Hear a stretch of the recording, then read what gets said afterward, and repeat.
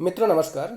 आज हम राजस्थानी शैली के बारे में चर्चा करेंगे कि राजस्थानी शैली जो है इसका उद्भव कैसे हुआ, इसका विकास क्या हुआ, इसका विकास कैसे हुआ। तो राजस्थानी शैली का जो समय है ये 1550 से लेकर 19वीं सदी तक है। 19वीं सदी तक इसे हम कह सकते हैं 16वीं सदी।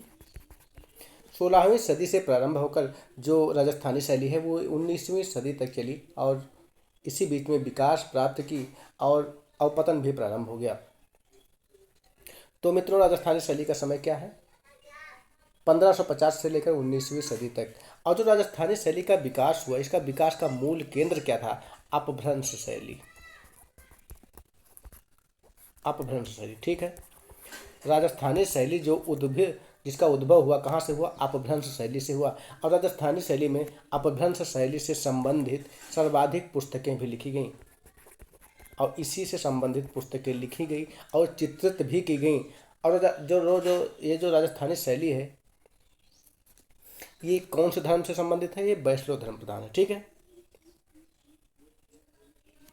और यहाँ पे जो भित्ति चित्र हैं, इन भित्ति चित्रों पे अजंता के चित्रों का प्रभाव भी विद्यमान है। इसके बाद अगर हम देखते हैं कि राजस्थानी शैली का जो विकास हुआ ये अपभ्रंश शैली से हुआ। और जो मेवाड़ शैली है, मेवाड़ ये राजस्थान की विशुद्ध भारतीय शैली है। मेवाड़ शैली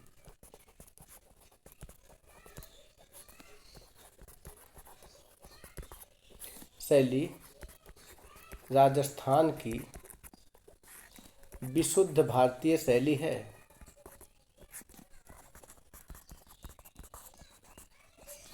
विशुद्ध भारतीय शैली है, ठीक है। और इस शैली के जो चित्रों का आरंभिक विकास जो होता है हमें 1451 में प्राप्त होता है। आरंभिक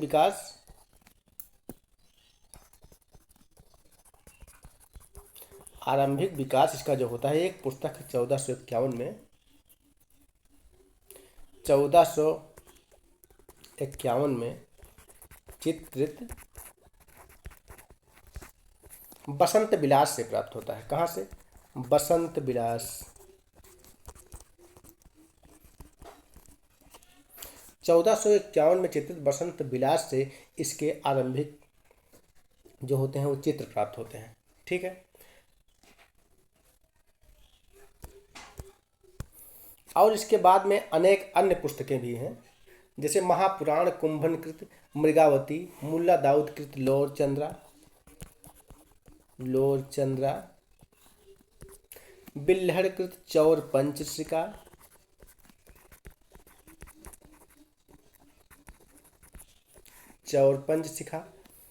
एवं गीत गोविंद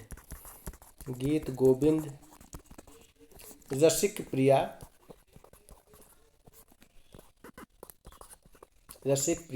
इन तमाम पुस्तकों से जो है राजस्थानी शैली के विकास का प्रमाण प्राप्त होता है, ठीक है। और इसके बारे में अनेक विद्वानों ने मत भी दिए कि अगर 16वीं सदी की बात करें तो ईरानी प्रभाव में आकर भारतीय कलाकारों ने अपनी शैली को परिमार्जित कर लिया था। 16वीं सदी आते आते ईरानी प्रभाव में जो भारतीय शैली थी वो आ गई थी और अपनी कला को जो है ईरानी शैली में परिमार्जित कर लिया। अब भारतीय कला एक नई दिशा की ओर उन्मुख हो गई, जिससे जब भारत में ईरानी कलाकार आए तो भारतीय कला जो थी वो नई दिशा की ओर उन्मुख हो गई। अकबर के समय में मेवाड़ को छोड़कर समस्त राजपुताना उसके कब्जे में आ गए, क्योंकि मेवाड़ जो था वो महाराणा प्रताप का शासन था वहाँ पर, और उसको अकबर जो है अपने कब्जे में नहीं कर सका, ठीक है। और उसको छोड़कर समस्त जो राजपुताना जितना क्षेत्र था वो अकबर के कब्जे में आ गया। पहले इस शैली में गुजराती शैली या अपभ्रंश शैली का प्रभाव दिखाई देता था। इस शैली में जो था गुजराती शैली या अपभ्रंश शैली का प्रभाव दिखाई देता था, जो बाद में मुगल कला के समन्वय से स्थापित करके एक नवीन शैली बन जाती है। और जब मुगलों के प्रभाव में समस्त राजपुताना आ गया तो पहले इस पर किस शैली का प्रभाव दिखाई देता था? अपभ्रंश शैली। और वही अपभ्रंश शैली है जो गुजरात शैली कहलाती थी, ठीक है। लेकिन जब मुगल प्रभाव आया तो इन दोनों के समन्वय से एक नई शैली का जन्म हुआ, ठीक है। और यही नई शैली जो थी ये क्या कहलाई? राजस्थानी शैली कहलाई। तो जो अपभ्रंश शैली है,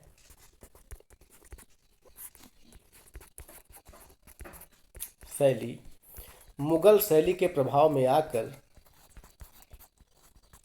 मुगल शैली, ये जो अपभ्रंश शैली है इसे आप भारतीय शैली भी कहेंगे कहीं कहीं, क्योंकि प्रश्न पूछा जाता है भारतीय शैली और मुगल शैलियों के मिक्सचर से जो है राजस्थानी शैली का जन्म हुआ। ठीक है, अपभ्रंश शैली और मुगल शैली के समन्वय से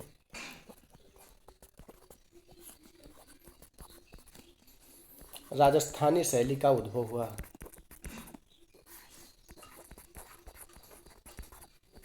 राजस्थानी शैली का उद्भव हुआ। ठीक है, इतना बात क्लियर हो गई। और 17वीं सदी आते आते इस शैली में जो थी वो दरबारी, तड़क भड़क और थोड़ा सजावटी से संबंधित चित्र बनने लगे। यहाँ तक कि राधा कृष्ण के चित्र जो थे इसमें भी विलासिता के भाव प्रदर्शित होने लगे। ऐसा प्रभाव दिखाई देने लगा जाता है। और इसके बाद 18वीं सदी जब तक आई, यह शैली अपने विकास के चरमोत्कर्ष पर पहुंच जाती है। 1750 ईस्वी के आसपास इसमें ह्रास के लक्षण दिखाई देते हैं। 18वीं सदी में ये विकास के चरमोत्कर्ष पर पहुंच जाती है और 18वीं सदी के इर्द गिर्द 1750 प्रारंभ होते होते, चूँकि ये फिर किसमें, इसमें ह्रास के लक्षण दिखाई देने लगते हैं। और 19वीं सदी में ह्रास के लक्षण यहाँ पर लिख लो। 19वीं सदी में कंपनी शैली आ जाती है। कंपनी शैली के प्रभाव में आकर, कंपनी शैली के प्रभाव में आकर अपनी मौलिकता खो देती है।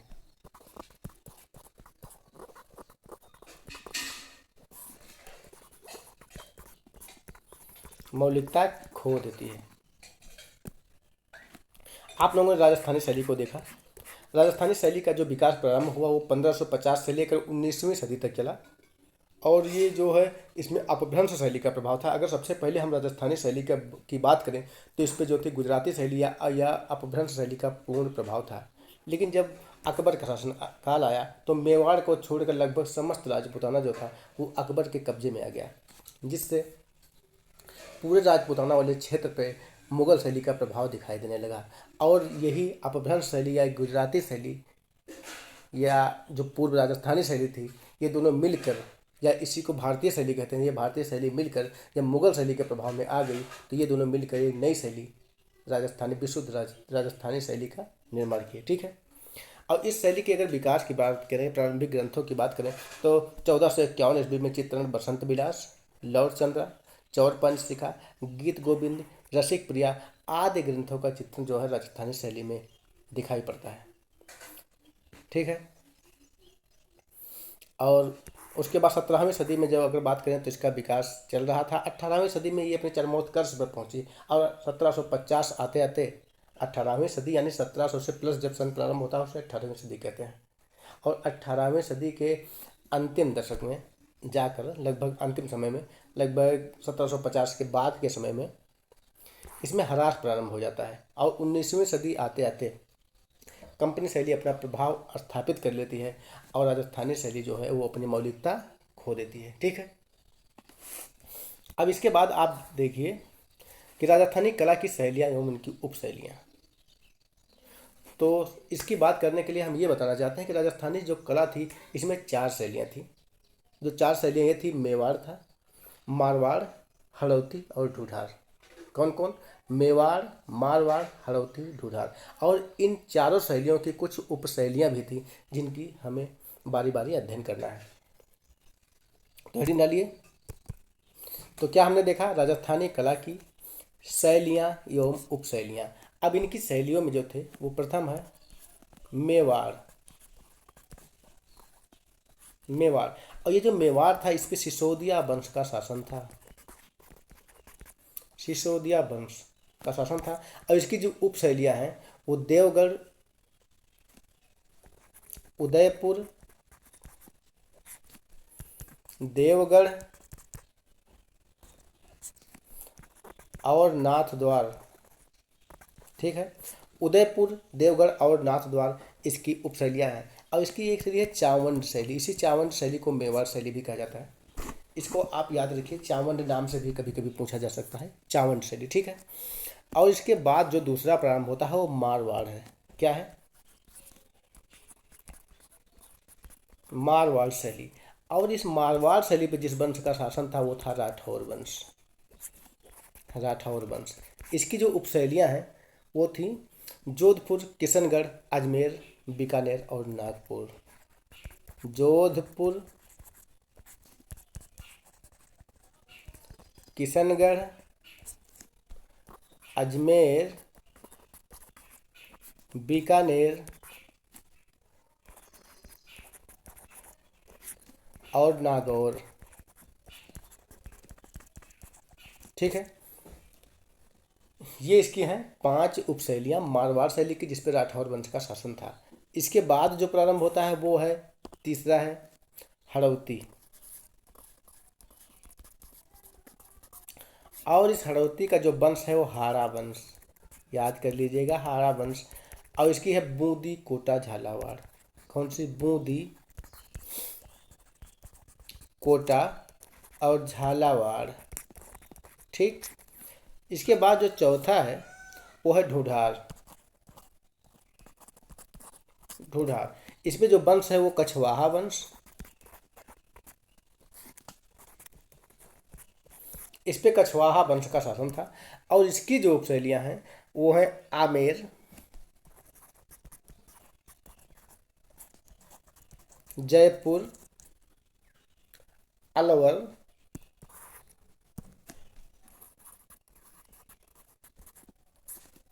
शेखावती एवं उनियारा, ठीक है।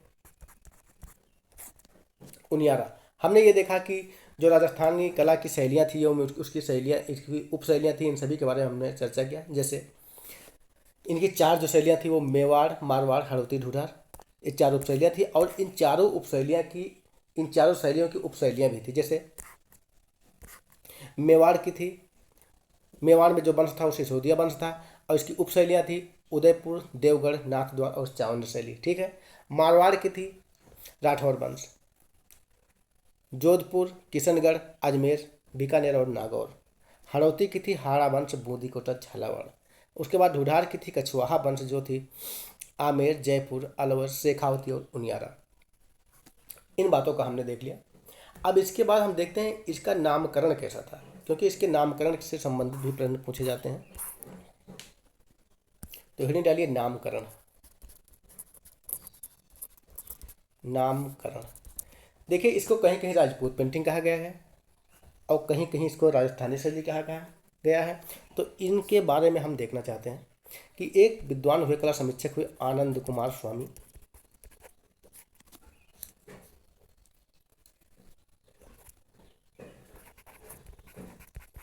आनंद कुमार स्वामी,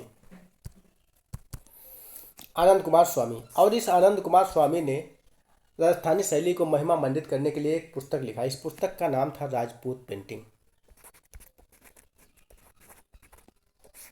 राजपूत पेंटिंग, ठीक है। इस राजपूत पेंटिंग में सर्वप्रथम आनंद कुमार स्वामी ने राजस्थानी शैली का वैज्ञानिक विभाजन किया, ठीक है। और इस पुस्तक को कब लिखा? 1916 में। 1916 में 1916 में राजपूत पेंटिंग लिखा। और इस पेंटिंग में इन्होंने राजस्थानी शैली को राजपूत शैली कहा। क्या कहा? राजपूत शैली। और इस राजपूत शैली में इन्होंने राजस्थानी शैली, इन्होंने क्या कहा? राजपूत शैली। लेकिन आनंद कुमार स्वामी ने जो राजपूत शैली कहा, इसमें राजस्थानी शैली प्लस पहाड़ी शैली को समन्वित कर लिया। प्लस पहाड़ी शैली को, इन दोनों शैलियों को एक में समन्वित करके इन्होंने क्या कहा? राजपूत शैली। राजस्थानी शैली और पहाड़ी शैली को एक साथ राजपूत शैली कहा। और इस जो इनका ये कथन था, इस कथन पर बाद में पर्सी ब्राउन एवं बेसिल ग्रे महोदय ने अपनी सहमति भी जताई। लेकिन एक वैज्ञानिक हुए, एक जो कला समीक्षक हुए राय कृष्णदास। राय कृष्णदास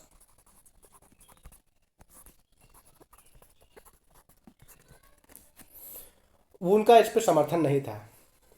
उन्होंने इस विभाजन पर उन्होंने आपत्ति जताई और उन्होंने ये बताया। तो जो वैज्ञानिक हुए, जो कला समीक्षक हुए राय कृष्णदास, उन्होंने ये बताया कि राजस्थानी शैली और पहाड़ी शैली में पर्याप्त भिन्नता है। अगर इनकी उत्पत्ति की बात की जाए तो राजस्थानी शैली जो थी वो कब उत्पत्ति हुई, उसकी उत्पत्ति जो हुई 16वीं सदी में हुई है, जबकि पहाड़ी शैली का जो उत्पत्ति हुई वो लगभग 17वीं सदी के इर्द गिर्द हुआ। ठीक है।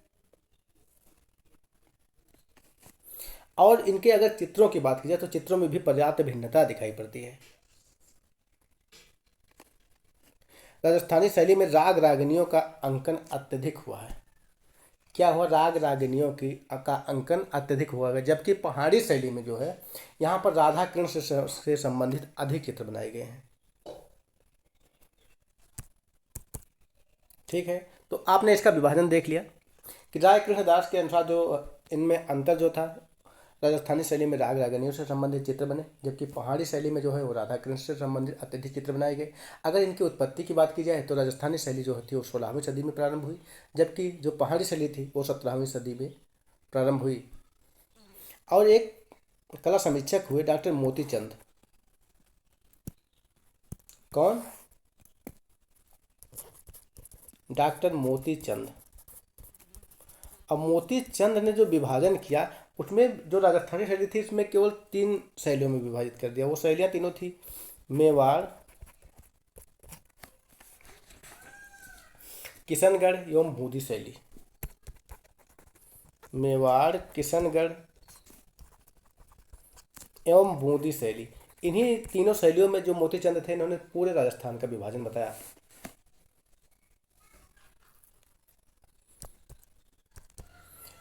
तो अब हम प्रारंभ करते हैं मेवाड़ शैली। और मेवाड़ शैली की अगर हम बात करें तो ये कहाँ स्थित है? अरावली पर्वत श्रृंखला पर। कहाँ स्थित है? अरावली पर्वत श्रृंखला पर। और इसका अगर विकास की बात करें तो 1448 ईस्वी में ये राजस्थान में सम्मिलित हुई। जो मेवाड़ था वो 1448 ईस्वी में राजस्थान में सम्मिलित हुआ। वर्तमान में इसमें सिर्फ 3 जिले हैं। वो जिले हैं चित्तौड़गढ़, उदयपुर और भीलवाड़ा। ठीक है। और इसके जो संरक्षक राजा थे, इसके जो संरक्षक का श्रेय था वो सिसोदिया वंश के राजपूतों को प्राप्त है। किसको? सिसोदिया वंश के राजपूतों को। और अगर प्रारंभिक चित्रों की बात कीजिए तो जो मेवाड़ शैली है इसके जो प्रारंभिक चित्र हैं ये हैं तेज सिंह के 1260 ईस्वी में, तेज सिंह के समय में श्रावक प्रतिक्रमण चूर्णी नामक ग्रंथ है, इसी से इसके प्रारंभिक विकास माना जाता है। और सेकंड नंबर पे जो है वो 1418 ईस्वी में कल्पसूत्र है, जो 1418 ईस्वी में चित्रित हुई। इसके बाद का जो ग्रंथ है वो है सुपासनाचर्यम। अगर इसी ग्रंथ से 1423 के ग्रंथ से इसका विकास का क्रम प्रारंभ होता है। और 1550 ईस्वी में जो बिल्हड़कृत चौर पंचिका है इससे मेवाड़ शैली का उज्ज्वल स्वरूप हमें दिखाई देता है। मेवाड़ शैली का उज्ज्वल स्वरूप। अब इसके बाद की अगर हम बात करें कि जो मेवाड़ शैली के कला संरक्षक राजा कौन कौन से थे। मेवाड़ शैली के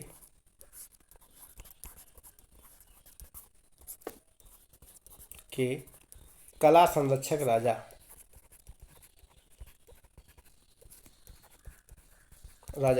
इसमें थे, एक पहले जो थे राणा कुंभा। राणा कुंभा, इनका जो समय था वो 1433 से 1468 तक था। 1433 से 1468 तक का समय था। और इसमें आरंभिक शासकों में सबसे महान कला अनुरागी शासक थे। ये क्या थे? महान कला अनुरागी शासक।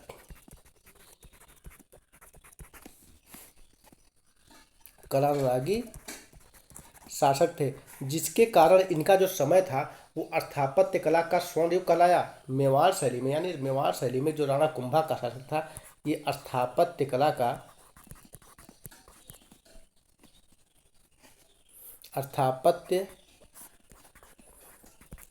का क्या कहलाया? स्वर्ण युग कहलाया।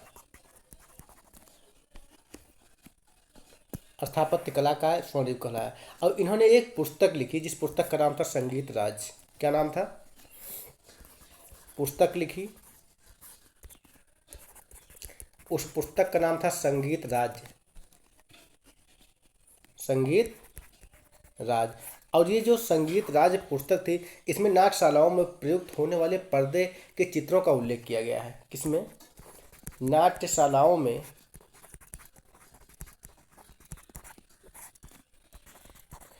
प्रयुक्त होने वाले पर्दे के चित्रों का, जो पर्दे में जो चित्र बने होते हैं, उन चित्रों का उल्लेख किया गया है। और उनके दरबारी विद्वान जो थे वो सूत्रधार मंडल ने राजा बल्लभ मंडल रूप मंडप एवं देवता मूर्ति प्रकरण नामक पुस्तकें लिखी। इसके जो दरबारी चित्रकार थे उन्होंने भी तमाम पुस्तकें लिखी। उन्होंने लिखी देवता मूर्ति नामक पुस्तक लिखी, रूप मंडल नामक, राज बल्लभ नामक पुस्तकें लिखी, जिसमें राज बल्लभ मंडल में चित्रकला से संबंधित बातों का उल्लेख किया गया है। इसी कला अनुरागी शासक के चित्तौड़गढ़ के कीर्ति स्तंभ बनवाया।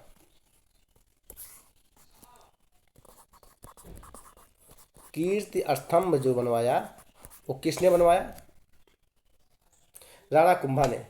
और इसी को विजय स्तंभ भी कहा जाता है, विक्ट्री टावर भी कहा जाता है। यह 9 मंजिला इमारत है। कितनी मंजिला? 9 मंजिला। और ऊंचाई जो है इसकी, हाइट इसकी जो है 37.19 मीटर है। 9 मीटर है। ठीक है। आपने राणा कुंभा को देख लिया। राणा कुंभा का जो समय था वो 1433 से लेकर 1468 ईस्वी में। और मेवाड़ शैली का जो आरंभिक शासकों में सबसे महान एवं कला अनुरागी शासक यही थे। ठीक है। जिसके कारण इनका जो समय था वो स्थापत्य कला का स्वर्ण युग कहलाया। क्या कहलाया? स्थापत्य कला का स्वर्ण युग कहलाया। और इन्होंने एक संगीत राज नामक पुस्तक लिखी, जिस पुस्तक में इन्होंने नाट्यशालाओं में प्रयुक्त होने वाले जो पर्दे होते थे, इस पे जो चित्र बने होते थे, इनकी बात की गई है। ठीक है। और इन्होंने कीर्ति स्तंभ का भी निर्माण करवाया, विक्ट्री टावर का, चित्तौड़गढ़ में, जिसकी ऊंचाई लगभग 37.19 मीटर है। दूसरे जो प्रमुख शासक थे वो थे उदय सिंह। कौन थे? उदय सिंह। और ये जो उदय सिंह ने उदयपुर की राजधानी, उदय सिंह जो थे, उदय सिंह जब शासक बने तो इन्होंने राजधानी उदयपुर को बनाया। और उदयपुर को राजधानी बनाकर समस्त सामाजिक गतिविधियों का यहीं से संचालित करने का निश्चय किया। और इनके समय में 1540 ईस्वी में भागवत पुराण का चित्रण किया गया। भागवत पुराण, उदय सिंह के समय में 1540 ईस्वी में भागवत पुराण का चित्रण किया गया है, जिसका चित्रण जो किया था नाना राम ने किया था। किसने? नाना राम ने। किसके समय में भागवत का पुराण का चित्रण किया गया? उदय सिंह के समय में 1540 ईस्वी में। ठीक है। और ये जो भागवत पुराण है ये कहाँ इस समय रखा गया है? नस्ली धारा संग्रहालय, अमेरिका में संग्रहित है। नस्ली धारा संग्रहालय, अमेरिका में। ये बात समझ में आई। उदय सिंह के समय जो था वहाँ पर 1540 ईस्वी में भागवत पुराण का चित्रण किया गया, जो वर्तमान में नस्ली धारा संग्रहालय अमेरिका में संग्रहित है और नाना राम द्वारा चित्रित किया गया। तीसरे शासक जो थे महाराणा प्रताप। कौन थे? महाराणा प्रताप। 1572 से 1597 तक। ठीक है। 56 की पहाड़ियों में चावंड को अपनी राजधानी बनाया। इन्होंने राजधानी जो बनाया, चावंड को बनाया। चावंड को अपनी राजधानी बनाया। और इनके समय में 1592 ईस्वी में डोला मारू का चित्रण किया गया। डोला मारू ये इंपॉर्टेंट है। किसके समय में? महाराणा प्रताप के समय में 1592 में डोला मारू का चित्रण किया गया, जो राष्ट्रीय संग्रहालय नई दिल्ली में है।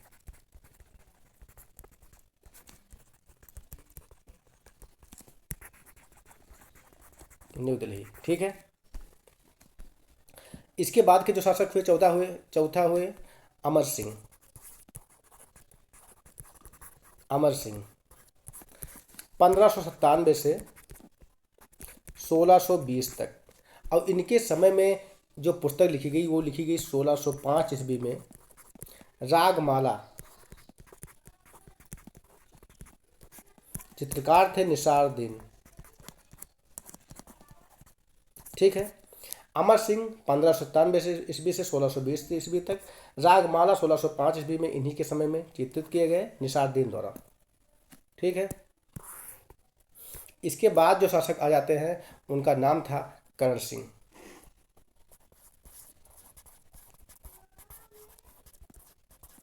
करण सिंह 1628 से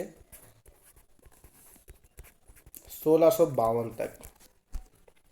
कर्ण सिंह जो थे ये स्थापत्य कला के अनुरागी शासक थे। इनके समय में जनाना महल स्थापत्य कला अनुरागी शासक। इनके समय में जनाना महल और मर्दाना महल का निर्माण किया गया।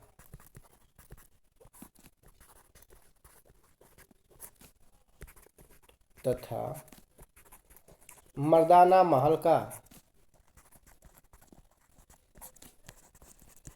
निर्माण किया गया। और जो 6वें नंबर पे शासक थे वो शासक थे जगत सिंह। 6ठे शासक थे जगत सिंह।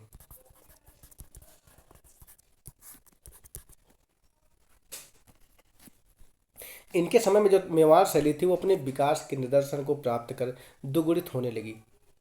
काल खंडेलवाला ने जगत सिंह एवं राज सिंह के समय को मेवाड़ का स्वर्णयुग कहा। कार्ल खंडेलवाला ने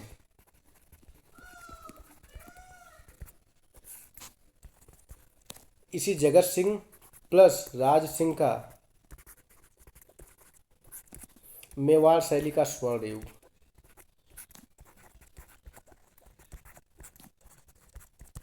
मेवाड़ शैली का स्वर्ण युग कहा। ठीक है।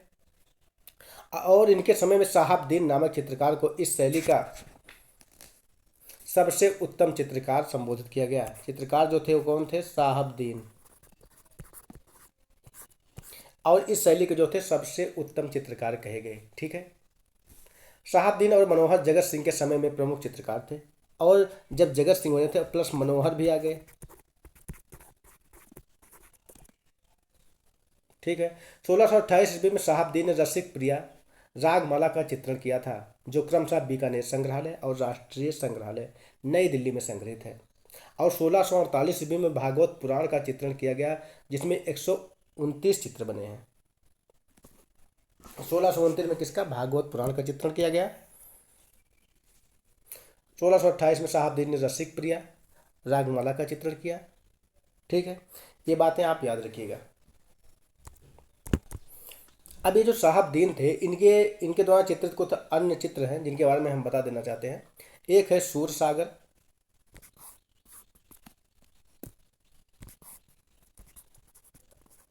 चित्र पहला है सूरसागर।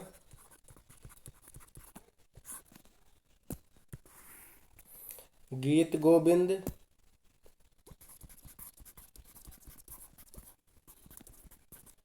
गीत गोविंद। नायिका भेद।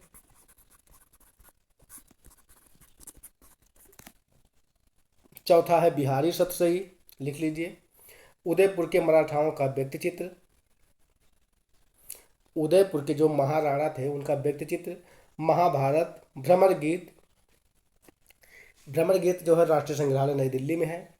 शुकर क्षेत्र महात्यम 1655 में उदयपुर में संग्रहित है। अब भीम सिंह का जुलूस। और जगत सिंह के समय में जगदीश्वर मंदिर एवं चित्रकारों की ओबरी का निर्माण कराया गया। जो जगत सिंह का समय था इन्हीं के समय में जगदीश्वर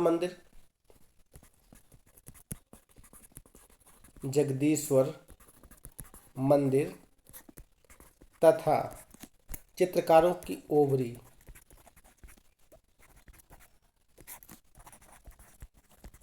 का निर्माण कराया गया, जहां चित्रकारों की ओबरी में से अभिप्राय तस्वीर खाने से था, जिसमें चित्रकार बैठकर चित्र बनाया करते। चित्रकारों की जो ओबरी थी इसका अभिप्राय जो था वो चित्र खाने से था, जहां बैठ के जो चित्रकार थे वो चित्र बनाया करते थे।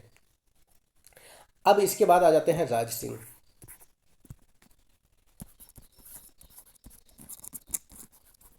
राज सिंह।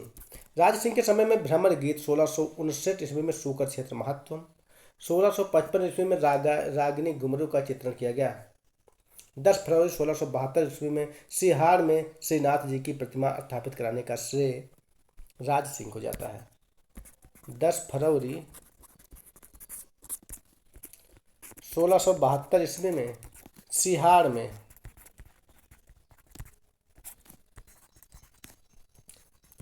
श्रीनाथ जी की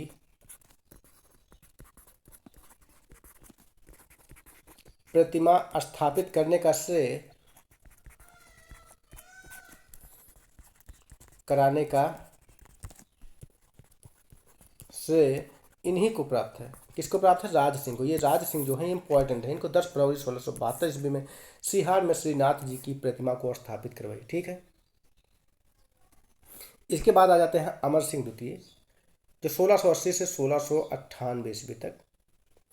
अमर सिंह द्वितीय के समय में शिव प्रसन्न मंदिर एवं अमर विलास मंदिर का निर्माण किया गया। किस मंदिर का? शिव प्रसन्न मंदिर एवं अमर विलास मंदिर का निर्माण किया गया। हमीर सिंह आते हैं। हमीर सिंह के समय में बड़े पन्नों पर चित्र बनाने की एक नई विधा प्रचलन में सामने आई। ठीक है। उसके बाद आ जाते हैं भीम सिंह। कौन आ जाते हैं? भीम सिंह।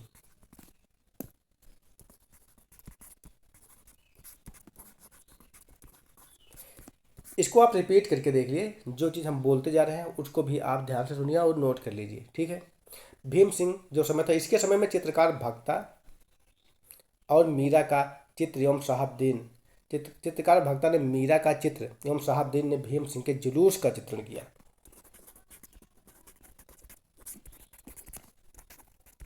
मीरा का चित्र बनाया और साहबदीन ने भीम सिंह का जुलूस नामक चित्र बनाया। और जो भीम सिंह का समय था, ये भित्ति चित्रण की दृष्टि से इंपॉर्टेंट समय था। भित्ति चित्रण का समय था। भित्ति चित्रण के लिए ये ज़्यादा प्रचलित समय था। और इनके समय में कुछ बापना की होली, एक लिंग मंदिर, मर्दाना महल में भित्ति चित्रण का कार्य किया गया। ठीक है। जय सिंह के समय में सूरदास उपासक के रूप में रहे। सूर सागर नायिका भेद आदि विषयों का आधार बनाकर चित्र बनाने प्रारंभ हुए। ठीक है। जय सिंह के समय में सूरदास उपासक के रूप में रहे और सूर सागर नायिका भेद आदि से संबंधित चित्र बने। अब मेवाड़ शैली की कुछ विशेषताएं रही हैं, इनकी विशेषताओं को आप सुन लीजिए। विशेषताएं। किसकी विशेषताएं? मेवाड़ शैली की। मेवाड़ शैली की विशेषताएं। मेवाड़ के चित्रकारों का विषय कृष्ण लीला या राधा थी। इसके अलावा राजस्थान में गीत गोविंद, रागमाला, नायिका भेद का चित्रण सर्वप्रथम मेवाड़ शैली से प्राप्त होता है। इसके अलावा भागवत पुराण, रामायण, महाभारत, पंचतंत्र के उपाख्यान, नल दमयंती आदि विषयों के मेवाड़ शैली में चित्रण किया गया। स्त्री चित्रण देखिए। गोल चेहरा,